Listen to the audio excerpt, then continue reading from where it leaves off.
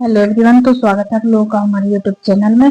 तो आज हम देखेंगे मैथ्स में पूछे जाने वाले 20 इम्पोर्टेंट एमसीक्यू जो हर एक एग्जाम में पूछे जाते हैं और आगे भी उनके पूछे जाने की संभावना है। तो सबसे पहले हम क्वेश्चन देखेंगे। इसमें फर्स्ट क्वेश्चन है, इसमें what is the normal value of serum potassium in the human body. तो मानव शरीर में सीरम पोटेशियम का सामान्य मान क्या होता है। तो जो सीरम पोटेशियम का की नॉर्मल वैल्यू होती है ह्यूमन बॉडी में, तो वो इसका आंसर है answer number B 33.5 to 5.0 milliequivalent per litre. तो जो सीरम पोटेशियम की जो नॉर्मल वैल्यू होती है वो 3.5 to 5.0 milliequivalent per litre होती है। इसमें क्या है कि जो सीरम सामान्य सीरम पोटेशियम का स्तर 3.5 to 5.0 milliequivalent per litre होता है।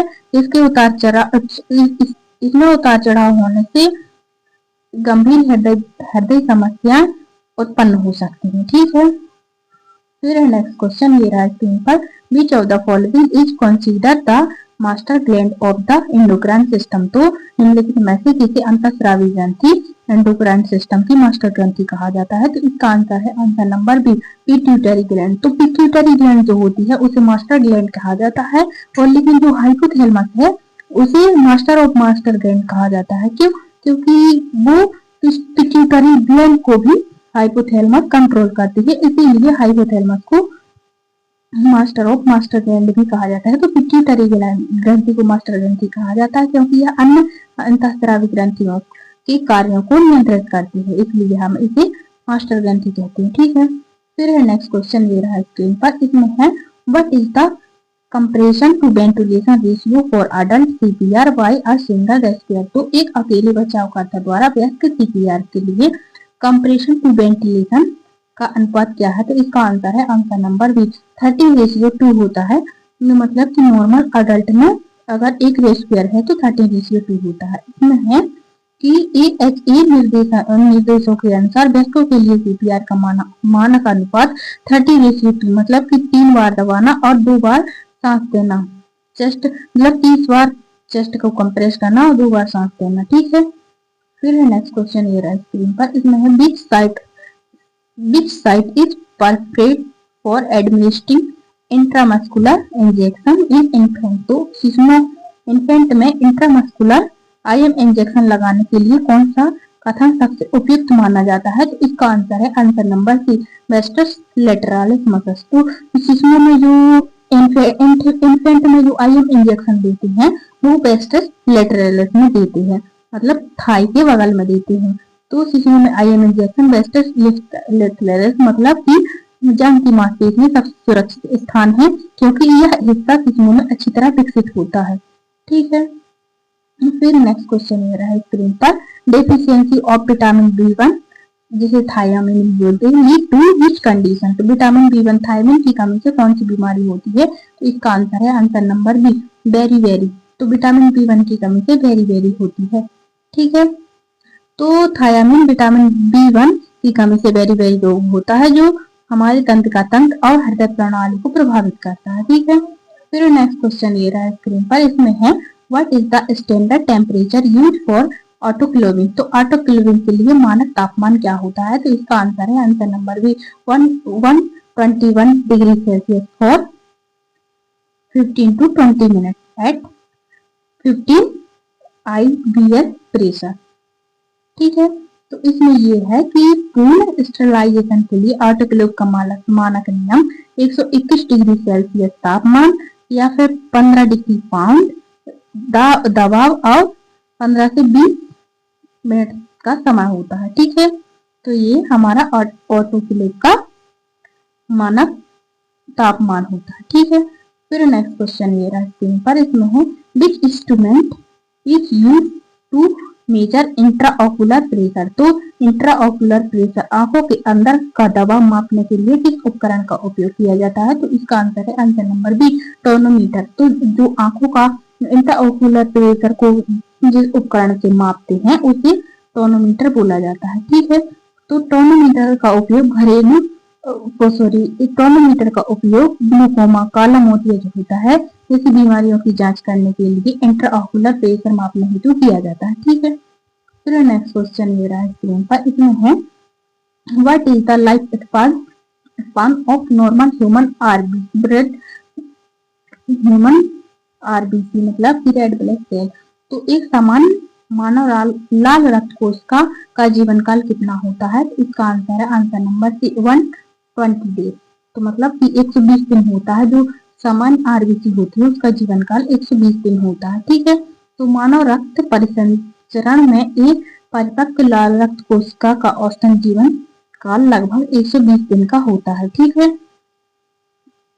फिर नेक्स्ट क्वेश्चन ये रहा स्क्रीन पर, इसमें है which immunoglobin is found predominantly in human colostrum या ब्रेस्ट मिल्क। तो वो मानव के पहले दूध जिसे कोलेस्ट्रम या फिर मतलब ब्रेस्ट मिल्क में मुख्य रूप से कौन सा इम्यूनोग्लोबिन पाया जाता है? तो इसका आंसर है आंसर नंबर बी IgA।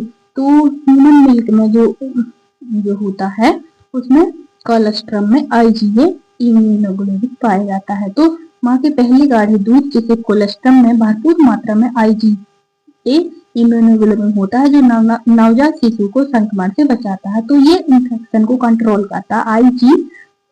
जो IgA होता है इम्यूनोग्लोबिन वो बच्चों को संक्रमण से बचाता है। फिर नेक्स्ट क्वेश्चन ये रहा स्क्रीन पर, what is the antidote for heparin toxicity. तो हेपेरिन टॉक्सिसिटी का एंटीडोट क्या है? तो इसका आंसर है answer number B protamine sulphate. जो प्रोटामाइन सल्फेट होता है वो हेपेरिन की टॉक्सिसिटी का एंटीडोट होता है। और जो वारफेरिन की टॉक्सिसिटी का एंटीडोट होता है वो विटामिन के होता है। ठीक है, तो हेपेरिन की ओवरडोज या विषाक्तता के प्रभाव को कम करने के लिए प्रोटामाइन सल्फेट का उपयोग किया जाता है। ठीक है, फिर नेक्स्ट क्वेश्चन ये रहा स्क्रीन पर, which cell is the pancreas secreted insulin. तो पैंक्रियास की कौन सी कोशिका इंसुलिन स्रावित करती है? तो इसका आंसर है answer number B beta cell. जो बीटा सेल होती है पैंक्रियास की वो इंसुलिन का सिक्रेशन करती है। ठीक है, तो अग्नाशय की लिंगरहैंस की बीटा सेल बीटा कोशिका होती है वो इंसुलिन हार्मोन का निर्माण और स्रावन करती है। ठीक है, फिर नेक्स्ट क्वेश्चन ये रहा है स्क्रीन पर, what is the clinical name for the condition commonly known as lockjaw. तो सामान्य लॉकजॉ के नाम से जाने जाने वाले रोग का नैदानिक नाम क्या है? तो इसका आंसर है आंसर नंबर बी टेटनस। तो जो टेटनस होता है उसी लॉकजॉ के नाम से उसको नैदानिक नाम है, क्लिनिकल नाम है लॉकजॉ। क्यों लॉकजॉ क्यों बोलते हैं इसको? कि टेटनस को आमतौर पर लॉकजॉ कहा जाता है क्योंकि इसमें जबड़े की मांसपेशियों में कड़ापन और ऐंठन आ जाती है तो लॉकजॉ हो जाता है। मतलब कि जब किसी को टेटनस होता है तो उसकी जबड़े की मांसपेशियां जो होती है उसमें कड़ापन और ऐंठन आ जाता है, जिसे हम टेटनस का मतलब क्लिनिकल नाम देते हैं। ठीक है, फिर नेक्स्ट क्वेश्चन ये रहा स्क्रीन पर, इसमें है in the hospital setting which colour code bag is used to discard human anatomical waste. तो अस्पताल में बायोमेडिकल कचरा प्रबंधन के तहत मानव शारीरिक कचरे ह्यूमन एनाटॉमिकल वेस्ट को किस रंग के बैग में फेंका जाता है? तो इसका आंसर है answer number B yellow bag. तो जो हमारे ह्यूमन के कोई भी पार्ट होता है या फिर ब्लड होता है, प्लेसेंटा होता है, इस सबको हम येलो बैग में डालते हैं। वही है कि जैव चिकित्सा अवशिष्ट BMW नियमों के अनुसार मानव अंगों प्लेसेंटा संकृत पट्टियों को पीले रंग के बैग में येलो बैग में डाला जाता है। ठीक है, फिर नेक्स्ट क्वेश्चन ये रहा स्क्रीन पर, इसमें है what is the primary purpose of administrating a Mantoux test. तो मोन्टेक्स टेस्ट करने का प्राथमिक उद्देश्य क्या है? तो इसका आंसर है answer number B screening of tuberculosis. तो ट्यूबरकुलोसिस की स्क्रीनिंग के लिए जो मोन्टेक्स टेस्ट किया जाता है तो वो इसीलिए हम इसका प्राथमिक उद्देश्य मोन्टेक्स का स्क्रीनिंग फॉर ट्यूबरकुलोसिस। तो Mantoux test tuberculin skin test का उपयोग शरीर में ट्यूबरकुलोसिस का संक्रमण पता लगाने के लिए किया जाता है। ठीक है, फिर नेक्स्ट क्वेश्चन ये रहा स्क्रीन पर, which position is most appropriate for a patient immediately after a lumbar puncture. तो लंबर पंचर के तुरंत बाद मरीज को कौन सी पोजीशन देना सबसे उपयुक्त है? तो इसका आंसर है answer number C, flat supine position. तो फ्लैट सुपाइन पोजीशन क्यों देते हैं लंबर पंचर के बाद या बाद 4 से 6 घंटे के लिए दिया जाता है? तो वही है कि लंबर पंचर के बाद मरीज को 4 से 6 घंटे तक सीधा पीठ के बल लिटाया जाता है ताकि सीएफएस लीक होने वाले सिर दर्द को रोका जा सके। तो जब हम क्या करते हैं लंबर पंचर करते हैं तो हम मरीज को फ्लैट सुपाइन पोजीशन में लटाते हैं ताकि हमारे सीएसएफ का फ्लूइड का लीकेज ना हो, जिससे कि हेडेक भी ना हो। फिर next question, what is the normal pulse rate of a newborn baby at birth. तो जन्म के समय एक नवजात शिशु की सामान्य नाड़ी दर कितनी होती है? तो इसका आंसर है आंसर नंबर सी, 120 से 160 बीट पर मिनट। जो नवजात शिशु होती है उसकी हार्ट रेट पल्स रेट जो होती है नॉर्मल वो 120 से 160 बीट पर मिनट होती है, और इसको हम नॉर्मल कंसीडर मतलब कि एवरेज माने तो वो 140 होती है। ठीक है, फिर है नेक्स्ट क्वेश्चन ये रहा स्क्रीन पर, which parameter is not included is circulating to Apgar score. तो अपगार स्कोर की गणना में कौन सा पैरामीटर शामिल नहीं है? तो इसका आंसर है answer number D, birth weight. तो अपगार स्कोर में हार्ट रेट देखते हैं, मसल टोन देखते हैं, रेस्पिरेटरी रेट देखते हैं, लेकिन बर्थ वेट नहीं देखते हैं। तो इसके लिए इसका आंसर नंबर डी होगा, बर्थ वेट। ठीक है, फिर है नेक्स्ट क्वेश्चन ये रहा स्क्रीन पर, Koplik spots are a characteristic feature of which disease. तो कॉप्लिक के धब्बे कॉप्लिक स्पोर्ट किस बीमारी का एक विशिष्ट लक्षण है? तो इसका आंसर है answer number B, measles.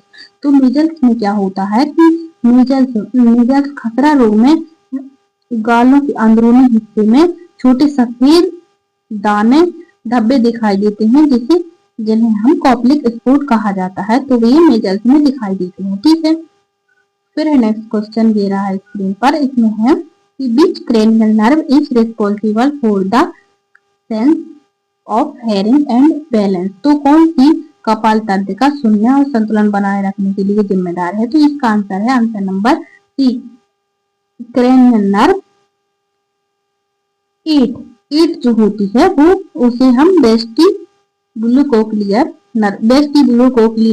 Nerve ही बोलते हैं। वो 8 नंबर की होती है, वो हमारे संतुलन और सुनने के लिए जिम्मेदार होती है। ठीक है, तो 8 क्रेनियल नर्व जिसे वेस्टिबुलोकोक्लियर नर्व कान से ध्वनि और संतुलन के संकेतों को मस्तिष्क तक पहुंचाती है। ठीक है, फिर नेक्स्ट क्वेश्चन ये रहा स्क्रीन पर, what is the primary nursing action when a patient experience and acute blood transfusion reaction. तो यदि किसी मरीज को ब्लड ट्रांसफ्यूजन के दौरान तीव्र रिएक्शन हो तो नर्स का प्राथमिक कार्य क्या होगा? तो इसका आंसर है answer number B, stop the transfusion immediately. क्योंकि ब्लड रिएक्शन होने पर सबसे पहला और महत्वपूर्ण नर्सिंग कार्य ट्रांसफ्यूजन को तुरंत रोकना ताकि मरीज में और अधिक प्रतिक्रिया ना फैले। उसके बाद हम क्या करेंगे कि सबसे पहले हम स्टॉप द ट्रांसफ्यूजन इमीडिएटली करेंगे, मतलब कि ट्रांसफ्यूजन को रोकेंगे। उसके बाद हम आईवी लाइन से दूसरी आईवी लाइन से एनएफ पुश करेंगे, एनएफ की बोतल चढ़ाएंगे और उसके बाद हम डॉक्टर को इन्फॉर्म करेंगे। ठीक है, तो ये थे हमारे 20 इंपोर्टेंट एमसीक्यू। आशा करती हूँ आपको वीडियो पसंद आई होगी, और वीडियो अच्छी लगी तो वीडियो को लाइक कीजिए, चैनल को सब्सक्राइब कीजिए ताकि अच्छी वीडियो आती रहे। धन्यवाद।